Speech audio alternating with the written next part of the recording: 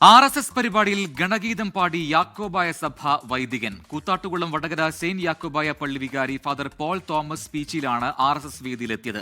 പരമപവിത്രമതാമീ മണ്ണിൽ ഭാരതാംബയെ പൂജിക്കാൻ പുണ്യവാഹിനി സേവനമേൽക്കും പൂങ്കാവനങ്ങളുണ്ടിവിടെ, പൂങ്കാവനങ്ങളുണ്ടിവിടെ.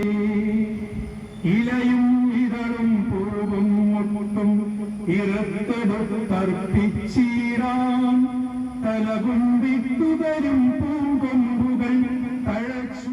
കൂത്താട്ടുകുളം മണ്ഡലം സംഘടിപ്പിച്ച് വിജയദശമി മഹോത്സവത്തിലാണ് യാക്കോബായ വികാരി ഈ ഒരു പരിപാടിയിൽ പങ്കെടുത്തത്. കൂത്താട്ടുകുളം വടകര സെന്റ് യാക്കോബായ പള്ളി വികാരി ഫാദർ പോൾ തോമസ് പീച്ചിലാണ് ഈ RSS വേദിയിലെത്തുകയും അതിനുശേഷം ഗണഗീതം പാടുകയും ചെയ്തത്. ഫാദർ പോൾ തോമസ് ഈ ഗണഗീതം പാടുന്നത് സമൂഹ മാധ്യമങ്ങളടക്കം വലിയ ചർച്ചയാണ്. അതിനുശേഷം ഫാദറുമായി സംസാരിച്ചപ്പോൾ ഫാദർ വ്യക്തമാക്കിയത് മറ്റൊരു മതത്തിന്റെ സംഘടനയിലാണ് താൻ ആ പരിപാടിയിൽ പങ്കെടുത്തത്. ഒരു രാഷ്ട്രീയ പാർട്ടിയുടെ സംഘടനയില്ല, താൻ സജീവ CPM പ്രവർത്തകൻ തന്നെയാണ്. മറ്റൊരു മതത്തിന്റെ പരിപാടിയിൽ മതത്തെ ബഹുമാനിക്കുന്നതുകൊണ്ട് തന്നെയാണ് ആ ഒരു സംഘടനയുടെ പരിപാടിയിൽ പങ്കെടുക്കുകയും ഗണഗീതം പാടുകയും ചെയ്തത്.